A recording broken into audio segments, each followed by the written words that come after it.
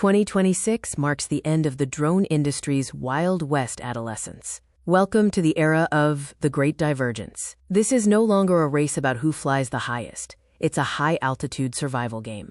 Imagine the global drone market as a plateau where the oxygen is thinning. Those who survived solely on VC funding and flashy PPTs are gasping for air.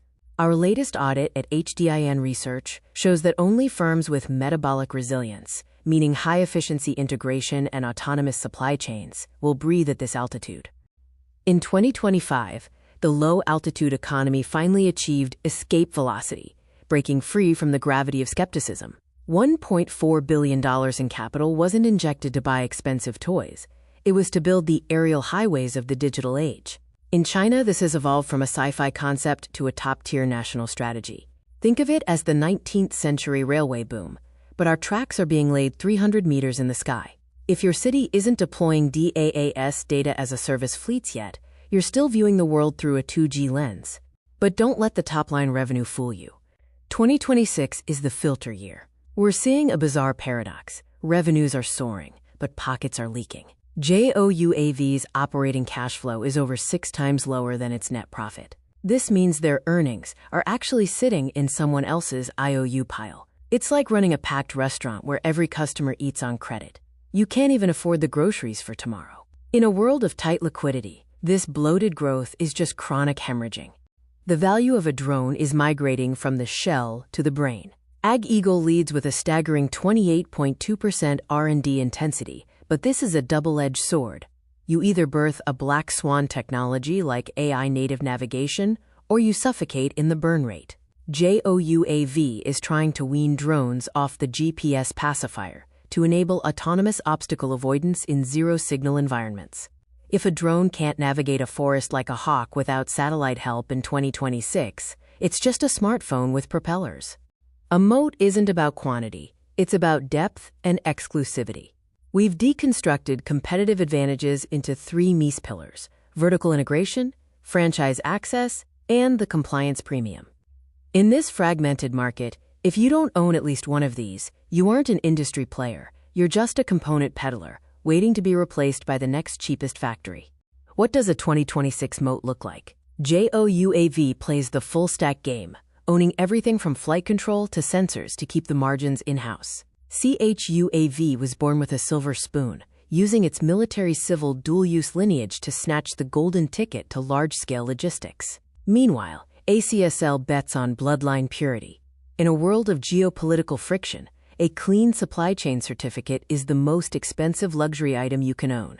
Compliance is no longer a legal checkbox, it's your commercial lifeline.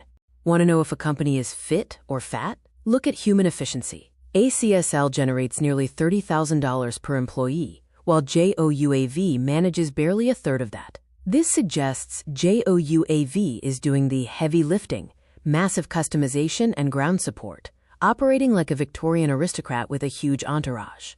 ACSL is the lean Silicon Valley hacker. In the coming shakeout, the lighter you are, the faster you'll hop over the financial wall. Compliance is becoming the, quote, global reserve currency of the drone market. UMAC's F7 flight controller is audited down to the last screw's origin to bypass trade barriers.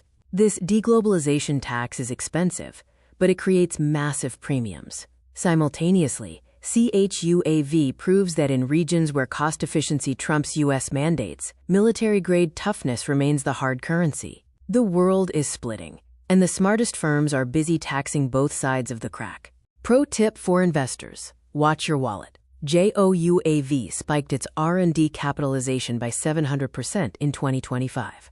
In accounting terms, that's like treating your grocery bill as a real estate investment to make your bank statement look Instagrammable. Without stripping away this water, your profit is just a mirage. In this industry, cash is the only truth. The P&L is often just a work of fiction by the C-suite. The future isn't about selling hardware, it's about owning the God view. JOUAV's project in Bajong proves that city operations are the real cash cows, mounting drones on poles like streetlights and charging a monthly service fee. Meanwhile, CHUAV is building aerial semi-trucks with 500 kilograms payloads. This shift from hardware vendor to infrastructure operator is like moving from selling bicycles to owning the toll road. That's a dimensional strike in business strategy. By 2026, type certificates, TCPC, will be the birth certificates of the industry. The era of backyard assembly is dead. Regulation isn't an obstacle, it's a gatekeeper. It flushes out 90% of low-quality competitors. If you want to fly in urban airspaces, your drone needs a real-time telemetry black box, just like a Boeing. In this game, if you don't follow the rules, you don't even get to taxi to the runway. Our final strategic verdict: don't be blinded by growth rates. Bet on pressure resistance. CHUAV and JOUAV are the elephants, slow but thick-skinned. ACSL and UMAC are the cheetahs, fast enough to scavenge the compliance gaps. As for players with 80% debt to equity, no matter how cool the tech is, they're just dancing on a cliff edge. Remember, in 2026, survival is the ultimate form of growth. That's the real pulse of the 2026 drone industry. The sky is vast, but the entry ticket is getting expensive. If you need a deep dive financial model or a site visit audit, contact the HDIN Research Advisory Team.